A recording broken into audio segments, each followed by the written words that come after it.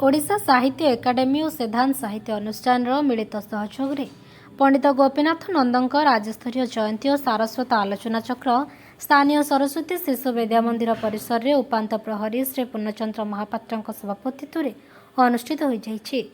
यह कार्यक्रम में विशिष्ट अतिथि भाव सुसाहित्यिका तथा राष्ट्रपति पुरस्कार प्राप्त प्रधान शिक्षयित्री श्रीमती आशालता पाणिग्राही, वरेण्य अतिथि भाव विशिष्ट साहित्यिक डॉक्टर त्रिनाथ होता, सम्माननीय अतिथि भाव सरस्वती शिशु विद्या मंदिर प्रधान आचार्य श्रीजुक्त सरोज कुमार पंडा, मुख्य वक्ता भाव विशिष्ट भाषाविद तथा सुसाहित्यिक डॉक्टर देवाशीष महापात्र प्रमुख योगदान करथिले।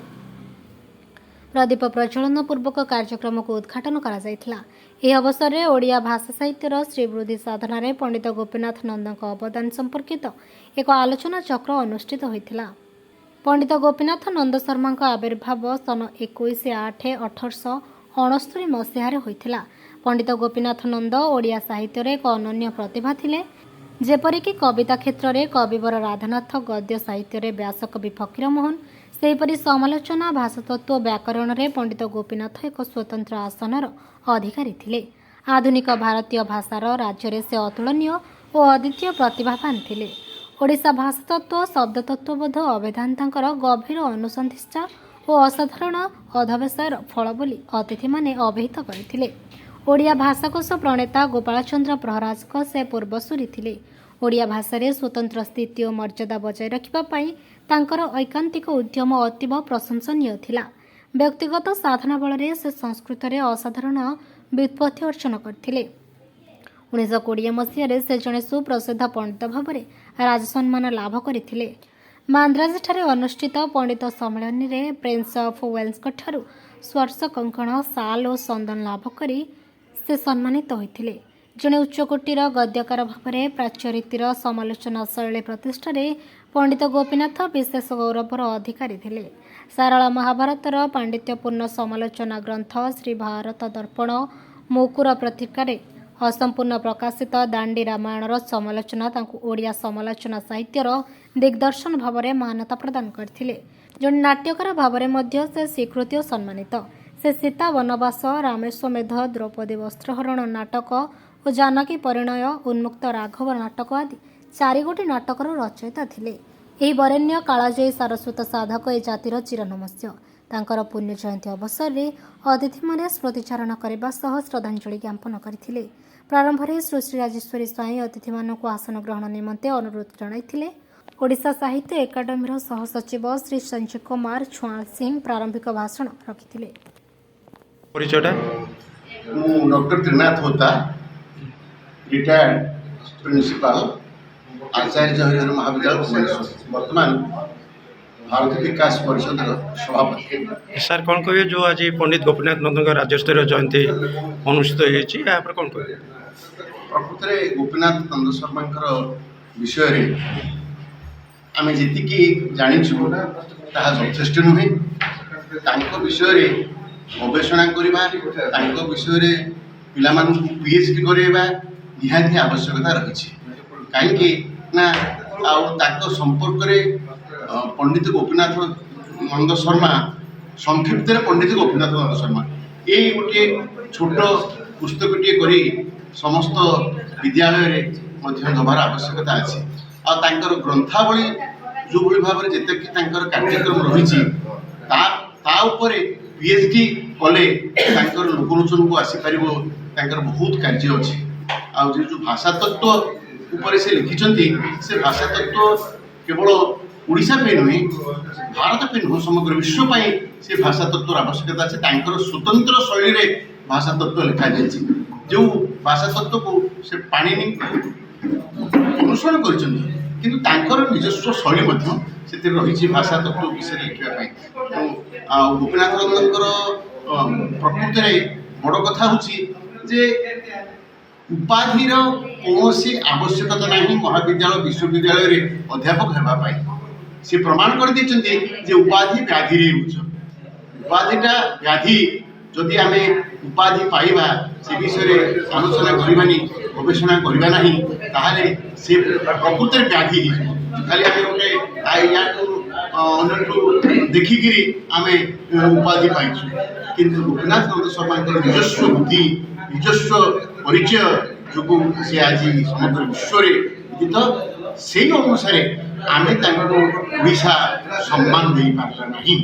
ତେଣୁ ପ୍ରକୃତରେ ସେ ନା ଉତ୍କଳ ରତ୍ନ ଉପାଧି ଦେଇଛନ୍ତି ନା ଭାରତ ରତ୍ନ ଉପାଧି ପାଇଛନ୍ତି। ତେଣୁ ତାଙ୍କୁ ଏବେ ବି ପାରଳାଖେମୁଣ୍ଡିର ସାହିତ୍ୟ ସଂସଦ ଯଦି ଚେଷ୍ଟା କରାଯାଆନ୍ତା, ଆମର ଓଡ଼ିଶା ସରକାରଙ୍କୁ ଦିଆଯାଆନ୍ତା, ତାଙ୍କର ଗୋଟିଏ ପ୍ରତିମୂର୍ତ୍ତି ମଧ୍ୟ ଭୁବନେଶ୍ୱରରେ ସ୍ଥାପନ କରିବା ପାଇଁ ଦାବି ରଖାଯାଉ। ମୋର ଗୋଟିଏ ବଡ଼ ଅନୁରୋଧ ଯେ ସମସ୍ତଙ୍କର ତ ସେଠି ପ୍ରତିମୂର୍ତ୍ତି କରାଯାଉଛି, ପଣ୍ଡିତ ଗୋପୀନାଥ ନନ୍ଦ ଶର୍ମାଙ୍କର ପ୍ରତିମୂର୍ତ୍ତି ଗୋଟିଏ ବିଧାନସଭା ଭିତରେ ହଉ ବା ରାଜମାର୍ଗରେ ହଉ, ଯେକୌଣସି ଜାଗାରେ ଗୋପୀନାଥ ଶର୍ମାଙ୍କର ପ୍ରତିମୂର୍ତ୍ତି କରାଯାଉ। ଏବଂ ସେ ବିଷୟରେ ଛାତ୍ରମାନେ ବିଶ୍ୱବିଦ୍ୟାଳୟର ଛାତ୍ରମାନେ ବୋଧହୁଏ ଖୁବ୍ କମ୍ ଜାଣିଛନ୍ତି। ଖୁବ୍ କମ୍ ଜାଣିଛନ୍ତି ଗୋପୀନାଥ ନନ୍ଦ ଶର୍ମା ଜଣେ ଥିଲେ ଗବେଷକ, ଜଣେ ଭାଷାବିତ୍, ଜଣେ ସୁସାହିତ୍ୟିକ, ଜଣେ ସମାଲୋଚକ। ଏ ବିଷୟରେ କମ୍ ଲୋକ ଜାଣିଛନ୍ତି। ଏଇଟାକୁ ଲୋକାଭିମୁଖ କରିବା ପାଇଁ ତାଙ୍କ ବିଷୟରେ ଅଧିକ ଗବେଷଣା ଆବଶ୍ୟକତା ରହିଛି। ସାର୍ ଆପଣଙ୍କ ପରିଚୟଟା? ମୁଁ ଦେବାଶିଷ ମହାପାତ୍ର, ଆଞ୍ଚଳିକ ଶିକ୍ଷା ପ୍ରତିଷ୍ଠାନରେ ସହକାରୀ ପ୍ରଫେସର ଭାବରେ କାର୍ଯ୍ୟ କରୁଛି। ଆଉ ସାର୍ କ'ଣ କହିବେ, ଆଜି ଯେଉଁ ପଣ୍ଡିତ ଗୋପୀନାଥ ନନ୍ଦଙ୍କ ରାଜ୍ୟସ୍ତରୀୟ ଜୟନ୍ତୀ ପାଳନ ହୋଇଛି, ଆ ଉପରେ କ'ଣ କହିବେ?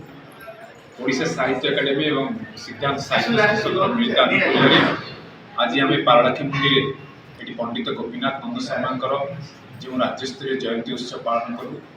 ସେହି ଉତ୍ସବରେ ଜଣେ ଅତିଥି ଭାବରେ ଯୋଗ ଦେଇଥିବାରୁ ମୁଁ ଗୌରବାନ୍ୱିତ ମନେ କରୁଛି।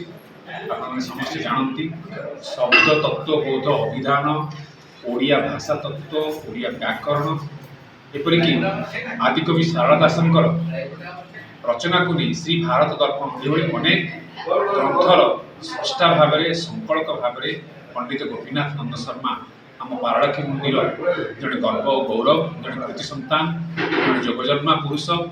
ତାଙ୍କର ଓଡ଼ିଆ ଭାଷା ସାହିତ୍ୟ ପ୍ରତି ଯେଉଁ ଅବଦାନ ରହିଛି ତାହା ଅବିସ୍ମରଣୀୟ ରହିବ। ଏବଂ 1916 ମସିହାରେ ଯେଉଁ ବହିଟି ପ୍ରକାଶ ପାଇଥିଲା ଶବ୍ଦ ତତ୍ତ୍ୱବୋଧ ଅଭିଧାନ, ସେ ଅଭିଧାନ ଆମେ ସମସ୍ତେ ତାଙ୍କୁ ଓଡ଼ିଶାର ପାଣିନି ବୋଲି ତାଙ୍କୁ ମନେ କରୁ, ତାଙ୍କୁ ସ୍ମରଣ କରୁ, ଶ୍ରଦ୍ଧା କରୁ।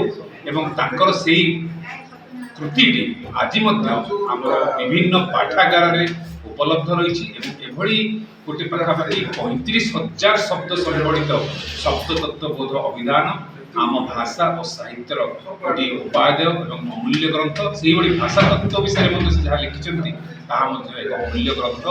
ଭାଷା ତତ୍ତ୍ୱ, ଭାଷା ବିଜ୍ଞାନ, ବ୍ୟାକରଣ ଉପରେ ପଣ୍ଡିତ ଗୋପୀନାଥ ନନ୍ଦ ଶର୍ମା ଯେଉଁ ଅବଦାନ ଦେଇଯାଇଛନ୍ତି ତାହା ସତରେ ଅବିସ୍ମରଣୀୟ। ଆପଣ ପରିଚୟଟା? ସାଲଟା ପାଣିପିଡ଼ି ଅବସରପ୍ରାପ୍ତ ପ୍ରଧାନ ଶିକ୍ଷୟିତ୍ରୀ। ମ୍ୟାଡ଼ାମ୍ କ'ଣ କହିବେ, ଯେଉଁ ଆଜି ପଣ୍ଡିତ ଗୋପୀନାଥ ନନ୍ଦଙ୍କ ରାଜ୍ୟସ୍ତରୀୟ ଜୟନ୍ତୀ ପାଳନ ହୋଇଛି, ଏହା ଉପରେ କ'ଣ କହିବେ? ଏଠି ସାହିତ୍ୟ ଏକାଡେମୀ ଓ ସିଦ୍ଧାନ୍ତ ସାହିତ୍ୟ ଅନୁଷ୍ଠାନ ତରଫରୁ ଗୋପୀନାଥ ନନ୍ଦଙ୍କର ଜୟନ୍ତୀ ପାଳନ ହେଉଛି ଏଠି। ଆଉ ଆମର ସାହିତ୍ୟ ଏକାଡେମୀର ଉପସଚିବ ବି ଏଥିରେ ଯୋଗ ଦେଇଛନ୍ତି ଏବଂ ଆମର ଦୁଇ ଜଣ ବିଶିଷ୍ଟ ସାହିତ୍ୟିକ ଭାଷା ଗବେଷକମାନେ ମଧ୍ୟ ଭୁବନେଶ୍ୱର ଏଠିକି ଆସିଛନ୍ତି। ଡକ୍ଟର ଦେବାଶିଷ ମହାପାତ୍ର। ଆଉ ସଙ୍ଗେ ସଙ୍ଗେ ଆମର ଏଇଠିର ଶିଶୁ ମନ୍ଦିର ପ୍ରଧାନ ଆଚାର୍ଯ୍ୟ ଗୋଟେ ବିଶିଷ୍ଟ ଥିଲେ। ଏଇଟା କାର୍ଯ୍ୟକ୍ରମ ହେଲା ତାଙ୍କରି ଶ୍ରୀଯୁକ୍ତ ପୂର୍ଣ୍ଣଚନ୍ଦ୍ର ମହାପାତ୍ରଙ୍କ ସଦାଚାର। ତ ଏଇଟା ହେଉଛି ଆଜିର ଆମ ପାଇଁ ଏକ ଗର୍ବର ବିଷୟ ଯେ ଓଡ଼ିଆର ଭାଷା ତତ୍ତ୍ୱ ଉପରେ ବିଜ୍ଞାନ ଭିତ୍ତିରେ ସେ ଯେଉଁ ଗୋଟେ ବିରାଟ ଗ୍ରନ୍ଥ ରଚନା କରିଛନ୍ତି ଗୋପୀନାଥ ନନ୍ଦ ବ୍ୟାକରଣ ସମ୍ବନ୍ଧୀୟ। ଆଉ ତାପରେ ତାଙ୍କର ଗୋଟେ ବହୁତ ବଡ଼ ଶବ୍ଦ ତତ୍ତ୍ୱ ବିଧାନ, ସେଇଟା ଯେଉଁଟା କହିଛନ୍ତି 35,000 ଶବ୍ଦ ବିଶିଷ୍ଟ, 101,115 ପୃଷ୍ଠା ବିଶିଷ୍ଟ ଏତେ ବଡ଼ ଗୋଟେ ଅଭିଧାନ କରିଥିଲେ, ଯେଉଁଟାକି ଓଡ଼ିଆ ଭାଷାରେ ଓଡ଼ିଶାରେ ପ୍ରଥମ। ପୂର୍ଣ୍ଣଚନ୍ଦ୍ର ଭାଷା ବିଷୟରେ ୟାଙ୍କ ପରେ ସେ ଆରମ୍ଭ କରିଛନ୍ତି। ସାହିତ୍ୟ ଇଏ କ୍ଷେତ୍ରରେ ତାଙ୍କର ବିଶିଷ୍ଟ ଅବଦାନ ଥିଲା। ଗୋପୀନାଥ ନନ୍ଦଙ୍କର ତାପରେ ସମାଲୋଚନା ସାହିତ୍ୟରେ ମଧ୍ୟ ତାଙ୍କର ବିଶିଷ୍ଟ ଅବଦାନ ଥିଲା। ଶ୍ରୀ ଭାରତ ଦର୍ପଣ ହେଲା ଓଡ଼ିଆ ସଂସ୍କୃତ ମହାଭାରତ ଆଉ ଓଡ଼ିଆ ମହାଭାରତର ଗୋଟେ ତୁଳନାତ୍ମକ ଅଧ୍ୟୟନ। ଆହୁରି ମଧ୍ୟ ବଳରାମ ଦାସଙ୍କ ଦାଣ୍ଡି ରାମାୟଣ ଉପରେ ମଧ୍ୟ ସେ ସମାଲୋଚନା କରି ଲେଖିଛନ୍ତି ପ୍ରବନ୍ଧମାନ। ଆଉ ଜଗନ୍ନାଥ ଦାସଙ୍କର ଶ୍ରୀମଦ୍ ଭାଗବତ ଉପରେ ମଧ୍ୟ ସେ ତୁଳନାତ୍ମକ ଅଧ୍ୟୟନ କରିଛନ୍ତି, ଯାହାକି ବିଭିନ୍ନ ପତ୍ରପତ୍ରିକାରେ ବାହାରିଥିଲା। ଏତେ ସବୁ କରିବା ପରେ ମଧ୍ୟ ତାଙ୍କୁ ମାନେ ସାହିତ୍ୟିକ ସେ ସମୟରେ ଯେଉଁମାନେ କିଛି କରିପାରୁନଥିଲେ ତାଙ୍କୁ ସବୁବେଳେ ମାନେ